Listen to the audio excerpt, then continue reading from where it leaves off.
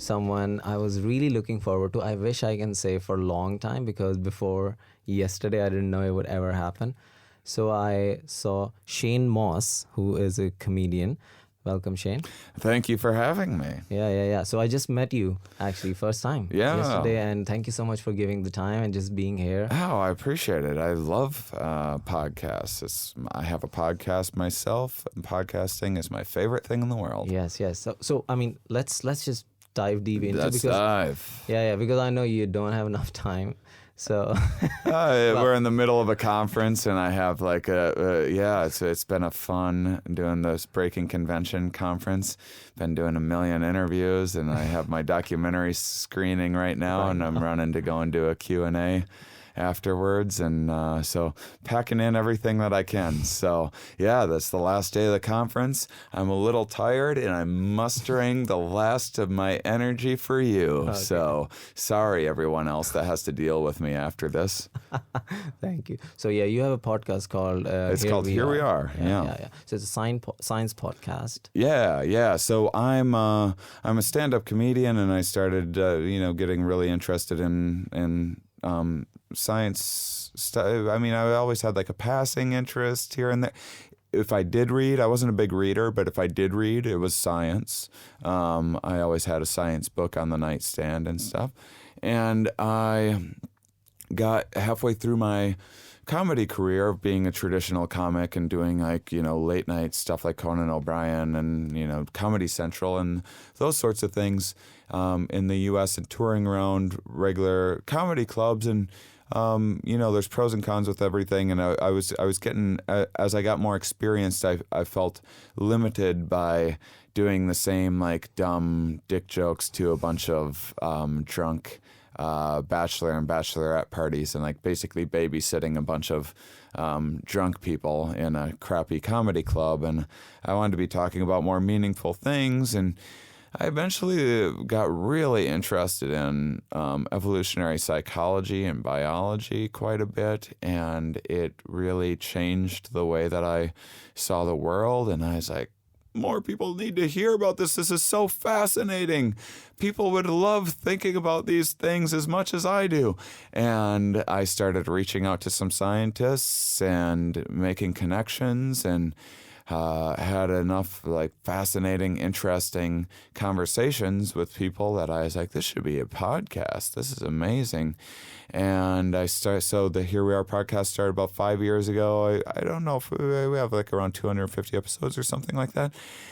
And I've been just doing a lot more. And I actually never thought I'd love anything as much as stand-up comedy. And I think at this point in my life, my podcast is a much bigger passion of mine than stand-up comedy is. And really, stand-up comedy is the thing that just like kind of pays the bills for me. It's so fun and everything, but I love my science. And it's a science podcast first and foremost. There's some comedy sprinkled in, but so I have these two worlds where I'm a stand-up comedian who sprinkles science into his act, and then I have a science podcast that sprinkles comedy into it. So I have those two worlds, and then I combine them in my new tour called Stand Up Science, where I have two scientists and me and a second comedian on each show, and it's like half comedy, half like TED Talk kind of situation. So 50% comedy, 50% science, and so I love it. I learn so much, and it keeps me so stimulated, and I meet the coolest people, and I've since gained an audience of really intelligent people that want more cerebral. I don't even like saying higher brow, because I said dick jokes. I still have plenty of dick jokes. They're just about like bee dicks and like insect penises, and like they're like weirder, sciencey, more sophisticated dick jokes. So I don't think that that we need to be too snooty about what science is, and we're very proper. We can still have all sorts of fun, and I want people to know that scientists are regular old human beings working hard to investigate our reality and better our lives, and anything that I can do to make that a little accessible for people is amazing to be a part of. I don't even know how good I am at it, honestly. I just know it's what I want to do and it's what I want to get better at. No, I've listened to some of your podcasts. Here we are. I mean, definitely, I can see the passion. Do you think it is because what you mentioned about liking podcasts even more than the comedies? Because I mean, you were looking for this specific kind of interaction or a way of communicating and stimulating conversations, and then the comedy was at first. Even though it has a bigger platform, it could get you more famous, and then suddenly you realize, oh well, you know what? I mean, even though it is a bigger platform, I don't really care that much. Is that one of the? I find podcasts to be very liberating. I find them to not have the same constraints. So, you know, there's pros and cons to everything, but I would say that, you know, I'm doing stand-up and I'm a little bit beholden to the reactions of the audience. I mean, I don't care that much if people, how much people like what I'm doing or say, you know, I know I'm going to do a decent enough job. But at the same time, I sometimes can't take like really big risks, or I sometimes can't really dive into something that's really interesting because it's a comedy show, and you know, I need punchlines X number of times per minute, and that sort of thing, or you lose people's attention. And then there's things like, you know, my media stuff as a touring comic before podcasts was you'd go into these crappy morning radio shows that were like, hey, we're the morning zoo coming at you, and who wants to win tickets to Zed Zeppelin, the cover band, and we got Shane Mauss here, and then they like do this whole, and then they like don't listen to anything you say and like fake laugh at a couple of your jokes, and they ask you these like contrived questions so you can be like, yeah, why'd the chicken cross the road? And it's just like so contrived and disingenuous. And TV, which can be really fun, can also be just like really contrived and really inauthentic. And with podcasts, it can be whatever you want it to be. And there's free, you know, it's hard. You got to do it yourself. You got to find listeners and figure that out. And those are constraints. But in terms of being able to express yourself, you know, there's no guarantees anyone's going to listen, but you can express whatever you want to express. Yeah. So now, I mean, one of the two directions, which is your interest in evolutionary biology, and then how would you define other exploration with consciousness or psychonaut, if you want? Yeah, I consider myself a psychonaut. Okay. I've been doing psychedelics, usually like by myself, for the past 20 years or so, mostly specifically with the intention of exploring my own mind and thinking about how the brain works, and also sometimes to party and have fun and quite recklessly. But oh, I'm gonna sneeze. Here comes everybody. Oh, is it gonna happen? Oh, maybe not. Maybe it's okay. False alarm. No sneeze. So I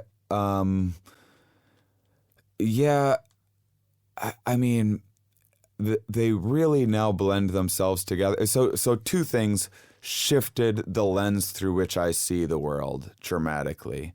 The first was psychedelics. The psychedelic experience dramatically changed the way that I saw the world. And then evolutionary psychology, I would say in particular, for its many flaws, it's still a very new field, really changed the way that I saw life. And it's also, and they've helped one another for me. Evolutionary biology helps me understand some of my trips and inner explorations, and my inner explorations sometimes help me understand evolutionary biology a little bit more. So for example, a way of combining these two fields in terms of like research and personal investigation is I love the idea of the evolution of self-deception. So there's people like Robert Trivers, who was a big evolutionary biologist. He's still around. He's been on my podcast, actually, but he was, back in the day, wrote some very big, some of the most cited papers in the field to this day, and changed the way that we thought about how evolution shaped our brain, and especially mating patterns. But the idea of the evolution of self-deception is so that, like, a good fun study is that you take a picture of someone and you morph their face. So you have 5 pictures where they're more attractive, so 10 degrees more, 10% more attractive, 20%, 30%, 40%. You're just basically making their face a little more symmetrical, and then you make them less symmetrical the other way. So 10 degrees less attractive, 20%. So now you have 11 different pictures. One of them is their actual face. You flash these on a screen for people. In your average person, there's individual differences, there's self-esteem differences and everything else, but your average person will pick a face that when they're like, what face is yours? You flash it on the screen. They pick a face that is 20% more attractive than their actual face is. And this is your own face that you're looking at in the mirror. And this, to me, is absolutely mind-blowing. And some of the kind of logic behind it, and this is still rather new and speculative, is that it's not just that your consciousness is like just missing the mark in terms of accuracy. It's more that you are being fed a narrative that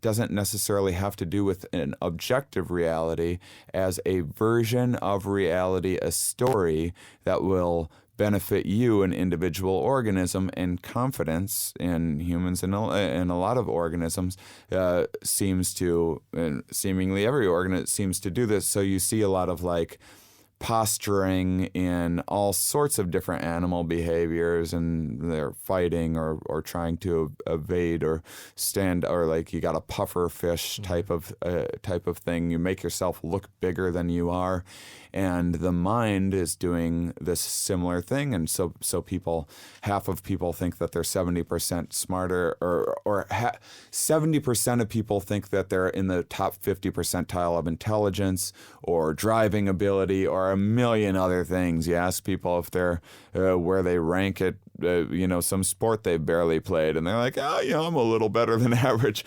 Again, individual differences, and some people go the other way and have low self-esteem. But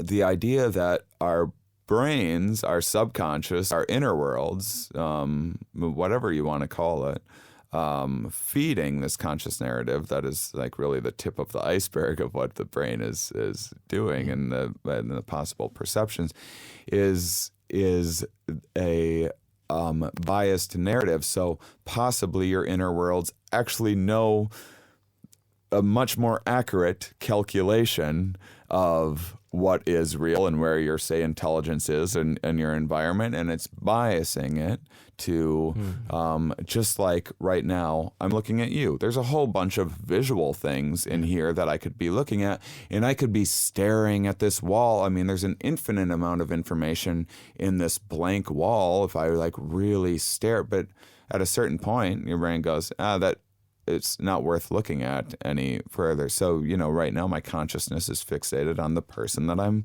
talking to, because the social environment is more. So, there's a lot of good reasons for how consciousness kind of focuses our attention. But the idea of it biasing and kind of, we're all lying to ourselves, and the sneaky thing about it, and the cynical take on it, and that I think is actually quite true, is that we're all manipulating one another all the time. Sometimes in wonderfully cooperative ways, but the idea is that we're then wired to detect lies, and one of the best ways to lie well to someone is to believe it yourself. So if you're sprinkling in like some bit of truth into your lie or whatever, and so that's exactly what your inner worlds are doing to your consciousness. Now, I believe during the psychedelic experience, you get a little more of that raw information, which is why it's often such a humbling experience for so many people. Because now, rather than being a little smarter and better driver than everybody, you're just a human. You're just a schmuck, just like everybody else on this planet. And I think that's where a lot of empathy comes in for people as well. And this notion has a lot of major implications in our life, and hopefully in our gaining kind of mindfulness as a culture and community, rather than just like a couple individuals here and there being interested in mindfulness, and creating novel treatments for people. And everyone in the psychedelic community right now is, the whole sales pitch is like, it'll get rid of what ails you, your depression, your PTSD. We have a psychedelic for that.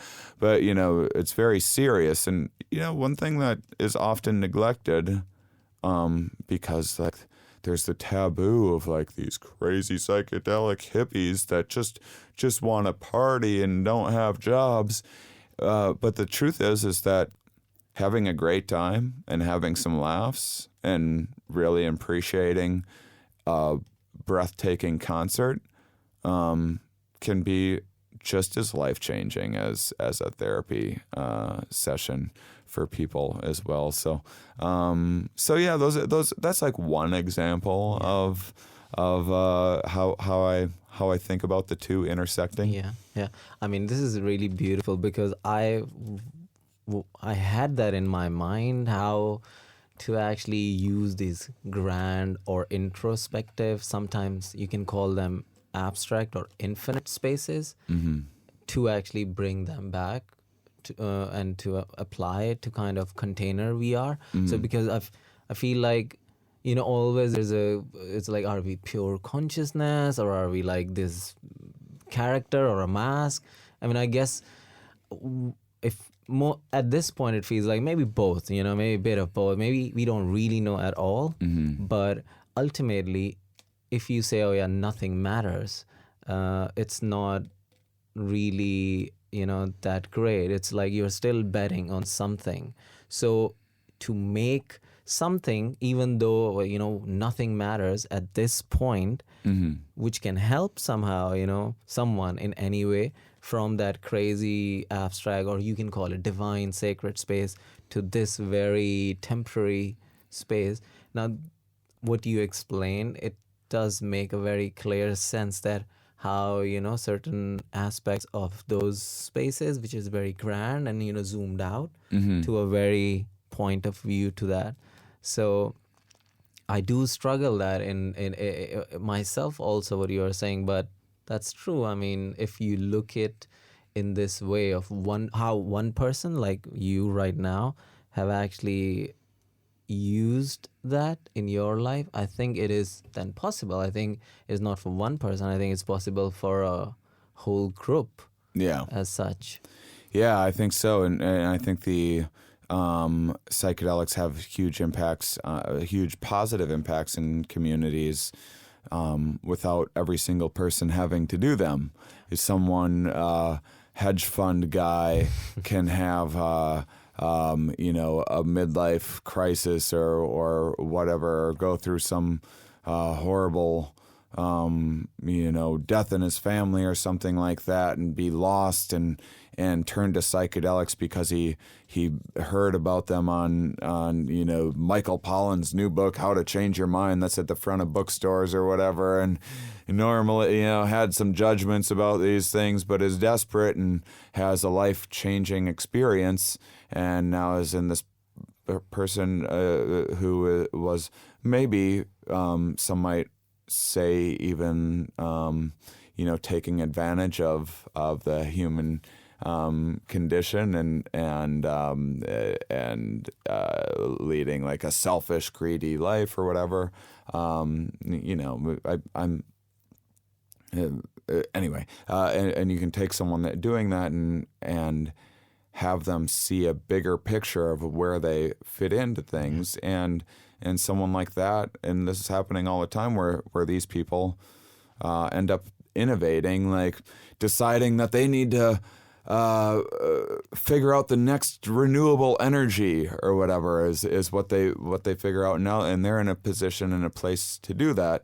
And that's one person that can now have a huge impact in the world, and without every single person having to do psychedelics.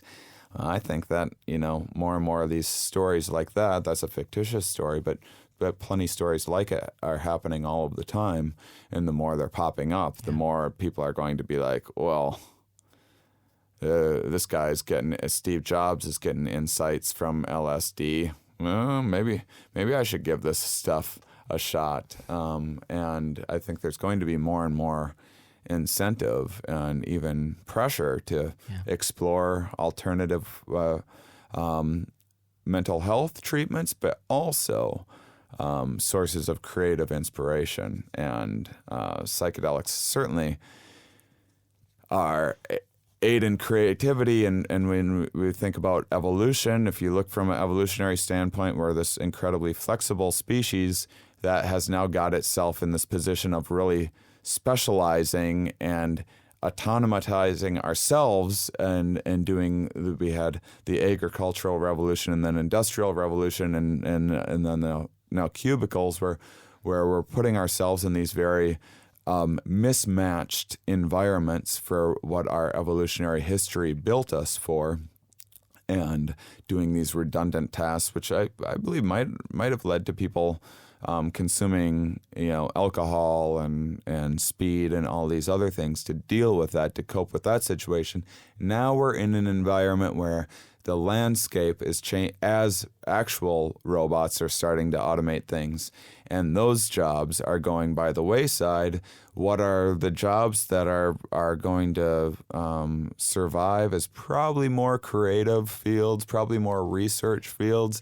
And what drugs suit those? Probably psychedelics. If there is a drug, no promises that anyone's in. Certainly people have all sorts of dumbass ideas on psychedelics, or even when they have good ideas, are too manic about them, or oversell the ideas. It's still a drug. It's a mind-altering substance and everything else. But I think that there's tremendous amount of potential in psychedelics, and that's why I've risked putting myself out there, and I've lost a lot of work in my regular, I've burnt a lot of bridges in terms of comedy clubs that I used to work at that now like think of me as some druggie or something like that,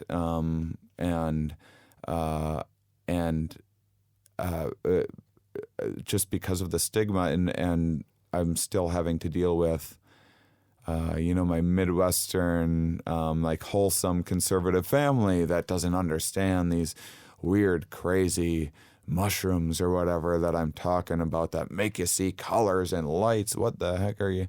And so, there's still at this point a huge social cost to outing yourself. And to me, it's been absolutely worth it and rewarding, and I hope more people do. Yeah. I mean, you're also at a very different spot, because you're not really part of any kind of a group as such, but also because you also see that how, as you were talking about, like a grand ideas about psychedelic, people get really grand, as Yeah. if like the world saving, and I've done it myself. yeah, no, so exactly same Yeah. here. That's what I was dealing with. I mean, I that's what I tried my best.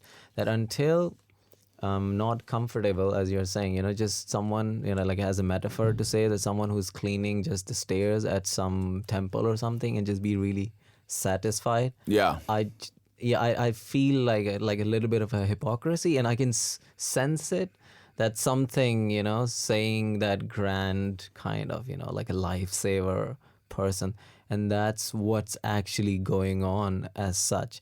And I think you're correct with these things because they have so much potential. There's a lot of that voice which we have in our heads or wherever. Yeah. Latch onto it. Yeah, I mean, I think that in terms of, I mean, I think it's beautiful if someone can have some, there's plenty of jobs like, say, a janitor in a hospital that can very easily consider themselves the front line of defense in the spread of diseases, in something that, to some people might seem like an embarrassing or shameful job, or so you didn't get an education and this and that. You can become mindful of a really important role and then take pride in your work. But I think this can be one of the values of psychedelics as well. It can go into the manic state, but it can also make you reevaluate what, not necessarily what's important to you, but what can be important to you. So we all have like ideas of what, your kid, and you're like, my parents are this source of information, this perfect source of information, and I must listen to what they say. And then society has these ideas about the kinds of things you should value, and I think a lot of people feel trapped and don't, it's just not working for them. The idea of, they got a bigger house, thought it would make them happy, and turns out they just got complacent with that as well because we're all on a hedonic treadmill. But I think that what psychedelics can do is, so I think in terms of meaning seems really important to, like a sense of purpose seems really important to people. And there seems like this idea of like the meaning of life. People are always like, what's the meaning of life? And when you say like, well, life it has no meaning or so, I mean, I think that it doesn't have a universal meaning. I think that life is contextual and often very subjective, and what means one thing to me, like say, say a cow eats and takes a dump. What's to the cow getting rid of toxins is to a dung beetle its new home and its ability to attract mates and raise its children, and maybe some mushrooms grow on that to a human is this life-changing experience. And so this is just one pile of cow shit that would seem very meaningless to your average person, can mean so many different things from so many different vantage points. And I think that is what the psychedelic space can offer in terms of when people talk about a reset. Is, I know in my life, often when I've been depressed, it's been like I'm unsure of my path forward, and like, I mean, the brain has to be like, what is worth putting energy into? And then you have these kind of emotional responses to different ideas that kind of drive your decision to take a different path or avoid a different path. And, society can have these pretty ingrained paths, and something like a psychedelic experience can make you see a new path. And that is to say, not a correct path or more true path, because I don't believe there is such a thing. Just a path that you believe in, that gives you enough motivation to get to the thing. And then usually you'll get to the end of it if you do if you are lucky enough to like live a dream or accomplish a goal, blah blah blah. I've done this many times in my life, and I've been fortunate in that way to have accomplished dreams. And guess what? What happens after that is you still got to figure out the next thing to do, and the next thing that you want to work on, and so that's where psychedelics in that reset capacity can really help give people clarity just within themselves, just to keep them forward. I think most people just got to like keep moving forward in arbitrary. I think forward is just an arbitrary direction that isn't really going anywhere, and you're not actually getting to a finish line. But if you keep a good pace and just keep moving, you'll live a healthier life. Yeah.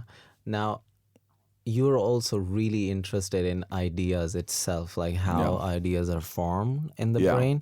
And what I really find interesting is that, of course, you have a lot of skeptical perspective, but you also like openly accept that, oh, maybe I'm thinking a little bit on this side, but now I'm thinking a little bit on this side. Yeah. So the thing which is really fascinating is when you're actually having a debate or an argument with these kind of entities which you saw. I mean, I don't know how you define entities. You can, I mean, in my head, it feels like maybe they are ideas somehow, which are like, that's the only way we interpret them, just because we learned social cues and interaction through language. So it's like an archetypical group of ideas somehow floating around. Yeah. I mean, it could be like just brain to brain and everything, and then once you go in as like this idea itself of idea of you, and then you're interacting with these grand, and now you actually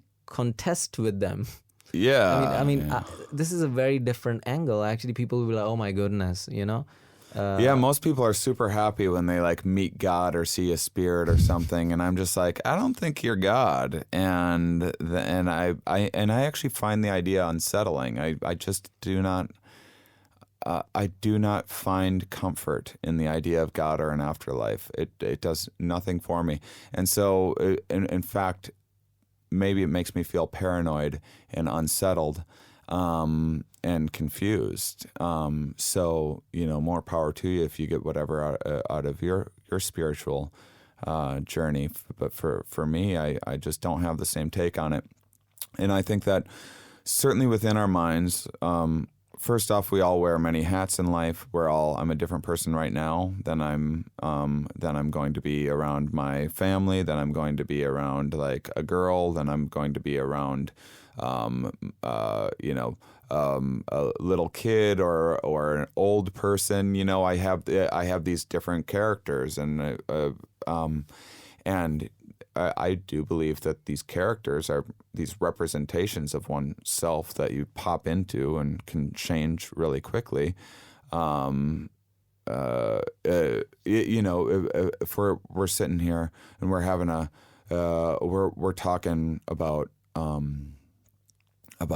sex or something like that, and having this conversation, and then like some family walks by with their young one, we shift our conversation very quickly and become other people because the social environment just changed. So our conscious person that we are just changed as well. And I think those representations are actually contained in the brain and like are always there, kind of running simulations and different, we're always running mental rehearsals of like, I wonder what I'd say at this date. I wonder what I'd say on this podcast coming up. I wonder what I'll say to a cop if they pull me over. We're always running these mental rehearsals all the time. That we are consciously aware of. My guess is that we're running way, way, way, way more of those that we are not consciously aware of. And inside of the subconscious mind, it just looks very different. So when you have a dream, I might have a dream tonight. I'm back here and I'm talking to you. Now in that dream, you're there, but it's not you. It's a representation of you. A very convincing representation of you. Somehow, if I tried to do your accent right now, I couldn't. But but in a dream, it will be perfect. It will be flawless. And my brain will be writing the script that's coming out of your mouth, and then it can shift around really easily. And I don't even realize that it's me doing it. I think it's happening to me. And so if you're going into some like kind of holographic perception in your inner world and psychedelics and interacting with things, it might be just the baseball version of you, the you that you are like on the softball team or whatever, that you're interacting with that looks like a god. It might be the guy that you ran into at the grocery store earlier that's like some demon now represented in this in this space, because I think that we're storytellers and dramatizers, and I think it's part of how we recognize what's important and we resonate with people, and we add these inflections and make things dramatic so that people listen, and then you have an emotional response to the things that I'm saying, which is registering what is worth listening to, what is worth remembering. And I think our inner worlds are doing those same kind of dramatizations, especially when we pop down in there and are now trying to make conscious sense of them. I think our consciousness constructs a story that kind of anthropomorphizes concepts. I think that you might be, I think that sometimes you might like smoke DMT and see the part of your brain that like thinks about eating celery, and that just like looks like some city or something like that down there, you know? I don't know. I have no like scientific basis for this necessarily. I have a lot of, these are much more grounded in science than other people's ideas of that you're tapping into different dimensions and seeing gods and spirits and stuff. And I think my way makes it compatible to have these top-down creation-seeming experiences contained within this seemingly evolved universe that we live in that's very like bottom-up kind of construction. And that's how, and that solves the problem of the duality that people are struggling to understand. I mean, whatever the concept of around this, let's say this crazy DMT world is, someone would believe that, oh yeah, okay, I'm tapping into something craziness, or we are talking about right now that how it's maybe constructed, but ultimately whatever we are being revealed to at that point somehow can actually also, as you're saying, can show a lot, rather than debating that whether like the origins of it or where would it be going. So I do see that perspective really great. So just the last thing, so you were exploring a lot, and that's the film which is also being screened. And in that exploration, I felt like, because I've grown up in Pakistan, I've listened to so much of like these religious, spiritual traditions, and that's all what I was growing up in for years. It looks like that you were getting messages when you are in that space, like a Moses style. Yeah. Kind of. No, seriously. Yeah, I know. I hate to admit that that's what it felt like to me as well. I have no interest in being any kind of savior or messiah or fucking leader or any other thing. I'm perfectly comfortable doing what I do and influencing the world in my little way that I do. I don't want any of the responsibility of the massive amounts of suffering and tragedy of this world, nor do I know how to fix it in any way.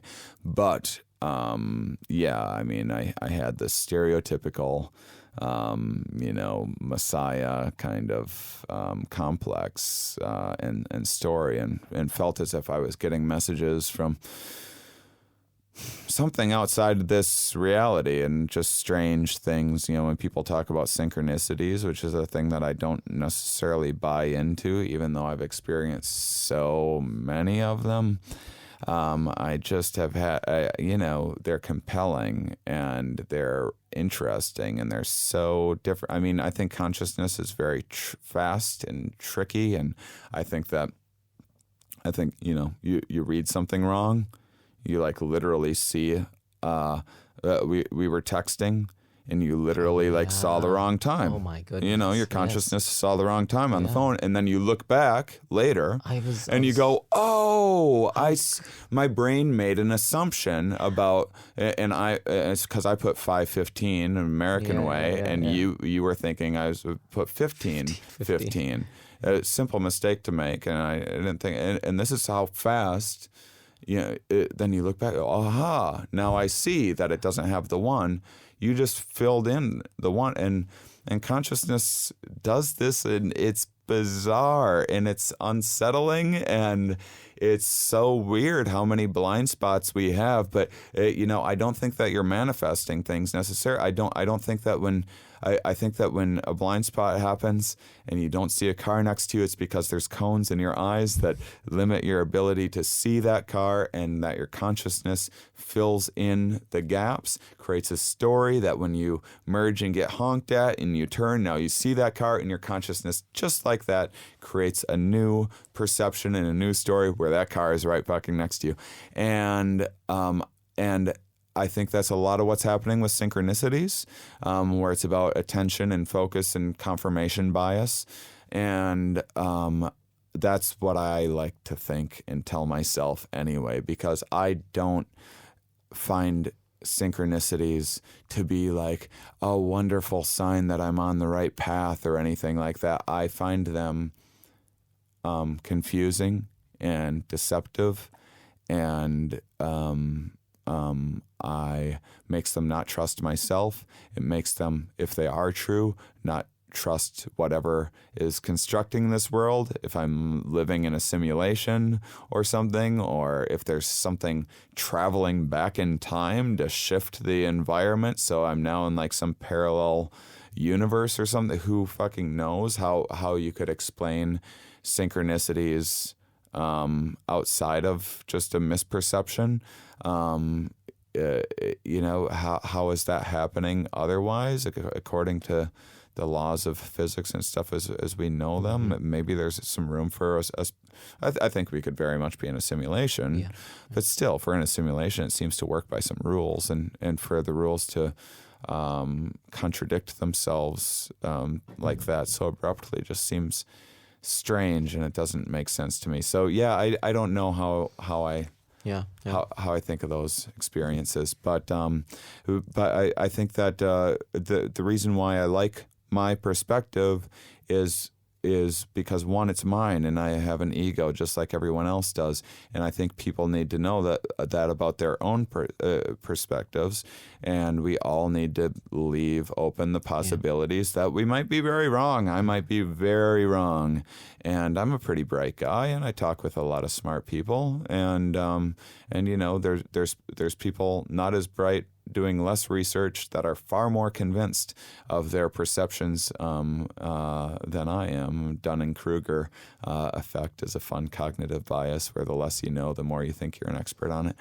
And so I like my perspective only because it's contrary to a lot of the perspectives out there. Whereas if everyone thought my way, I'd probably be thinking their way. I'm just an asshole like that, and I need to be aware of that, and it's probably limiting too. But I believe in being a contrarian and searching for as many different perspectives as possible. And I always invite everyone to question everything that I have to say. Thank you. Yeah. Thanks a lot, Shane. Thank you. I mean, I also loved it when you were saying about the Moses thing, and I can see now talking to you, I see what you are saying, how to question. Just lastly, I would like to tell you that I consider you someone from this animation called Animatrix.